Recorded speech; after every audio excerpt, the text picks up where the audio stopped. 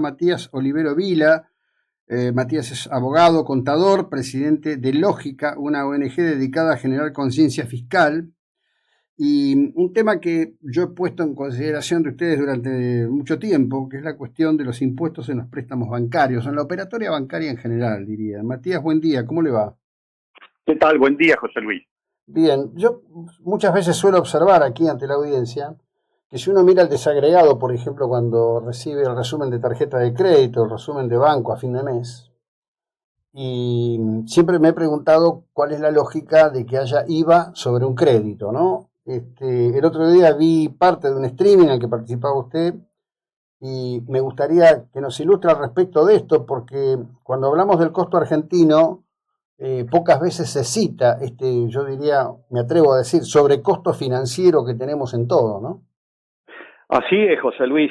Sí, a ver, el tratamiento que le damos en la Argentina a lo que es los préstamos en general, digamos, préstamos al sector privado, pero especialmente los préstamos que se denominan a hogares, digamos, a familias para consumo personal, de la motito, el auto usado, 0 kilómetros, la casa habitación, etcétera, es totalmente excepcional. Esto de grabar tres veces, tres veces, los intereses con impuestos nacionales, provinciales y municipales, no existe en el mundo, digamos, empezando por el IVA. El IVA es algo totalmente también excepcional, es apenas un puñado de países los que aplican el IVA sobre los intereses de préstamos.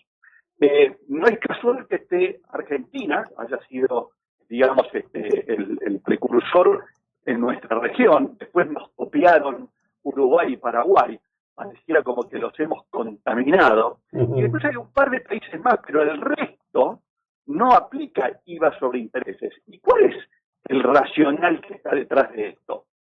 No te grabo en el acceso al dinero para comprar el producto que vas a adquirir, sino que te grabo en el momento que lo adquieras. Es decir, ya te voy a grabar, y son bastante altos los impuestos en Argentina. Por ejemplo, para comprar un auto, 54% son impuestos calculados por la DEFA en un auto de baja gama.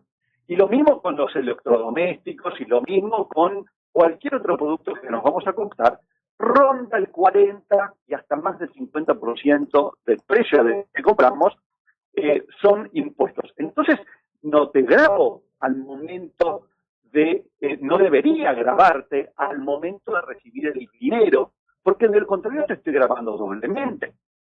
Así como mencionabas ese streaming en nuestras redes, País con Lógica, hay un spot del Tano Pacman, que es el influencer de Lógica, donde él termina diciendo, en la Argentina al final del día, cuando vas a sacar un préstamo, terminás comprando, digamos, un auto, pero pagando dos. Y eso nos estamos quedando cortos, porque si reflejamos la realidad tal cual era, iba a sonar muy exagerado, pero en la Argentina te terminás comprando entre 3 y hasta 4 autos para llevarte uno solo.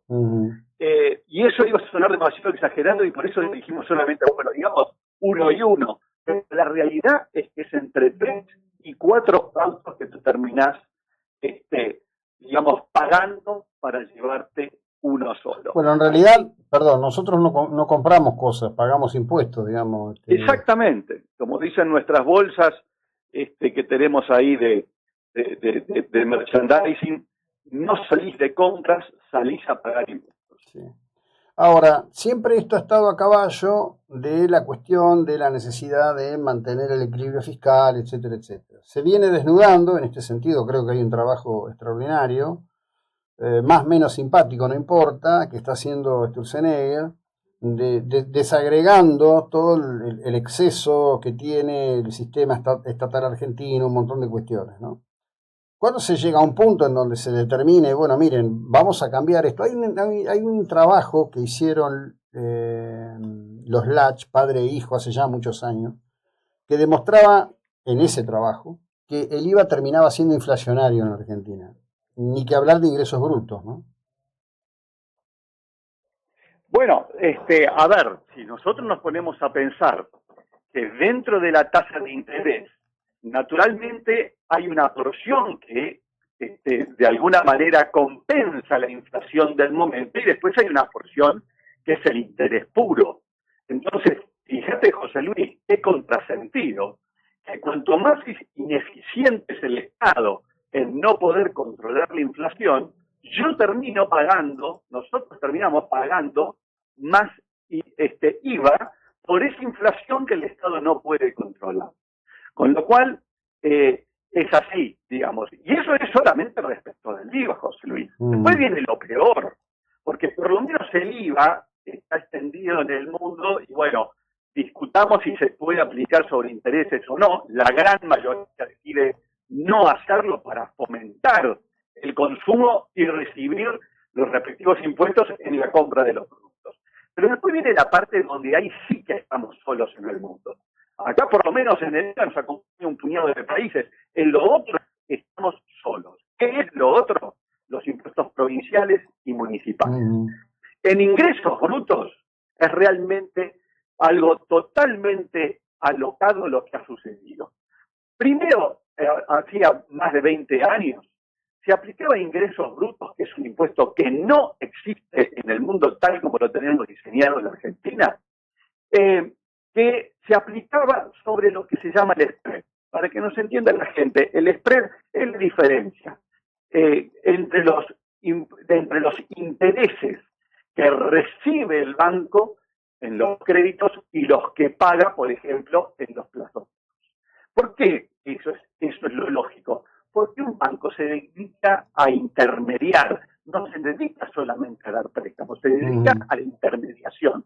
Entonces se entendía que había que grabar esa diferencia, lo que se llama el spread. Eso fue así hasta el año 2004. Y se aplicaba en tasas altas, alrededor del 4 o 5%. Y eso encarecía el crédito. Y por eso, durante, por ejemplo, la década del 90 y hasta el 2004, nuestras tasas de intereses eran superiores a las de otros países, como por ejemplo España, Estados Unidos, etcétera, y nosotros pagábamos tasas de interés del 8 o 9%, allí durante la década del 90, mientras otros países eran 2 o 3%. En un momento, el jefe de gobierno Ibarra, de Ciudad de Buenos Aires, decidió cambiar esa base y pasarla a la de ingresos totales. Ahí triplicó, cuadruplicó el impuesto, porque dejó de aplicarse sobre esa diferencia y se aplicó sobre todos los intereses. Primer efecto. Segundo efecto, después llevaron esa tasa del 4 al 5%, la llevaron todas las provincias que se contaminaron de eso realizado en Ciudad de Buenos Aires al 8-9%. Es realmente una locura esa tasa, digamos, del impuesto de ingresos brutos que se aplica en 2/3 de la provincia de la Argentina. 2/3, salvo en 2, Santiago del Estero y el caso de San Luis, que siguen aplicando sobre el spread. Como decía Sigmund Freud, nunca descartes que todo el mundo pueda estar equivocado. Bueno, acá tenemos que Santiago del Estero y San Luis son los únicos cuerdos que siguieron aplicando la tasa razonable del spread, la base del spread, mientras todo el resto se contaminó ese error garrafal que cometió la Ciudad de Buenos Aires. Y después vino el tercer efecto, la tercera parte de esta locura, que es que los intendentes dijeron, yo también. Y también ahí empezaron intendentes a aplicar tasas municipales de seguridad e higiene en un préstamo, explícamela, y allí aplicaron tasas de hasta el 7,5% en ciudades importantes como Córdoba, La Plata, Villa Constitución, Santa Fe, La Matanza. Es decir, tenemos una populación de impuestos que es absolutamente increíble. Y esto logró, entre comillas, alquilar los créditos a hogares y los créditos a las pymes y los créditos en general en la Argentina, José Luis. Bueno, gracias. Seguiremos y habrá oportunidad de conversar, porque hay un largo camino para, digamos, terminar con el infierno tributario en el que nos hacen vivir. Así que muchísimas gracias por la ilustración de estos temas y el tiempo dedicado, muy amable. Muchas gracias, José Luis. Para los que nos quieran seguir en las redes, repito, País con Lógica, donde van a encontrar ese spot de Jano Parkman, la entrevista que comentabas recién sobre que tratamos esos temas, como también notas y artículos sobre estas acciones que llevamos adelante desde Lógica. Bueno. En este caso, nos apoyamos en la información de ABA y ADEVA. Bien, genial, gracias Matías. Bueno, era Matías Olivero Vila, es abogado, es contador y presidente de Lógica, una consultora que además tiene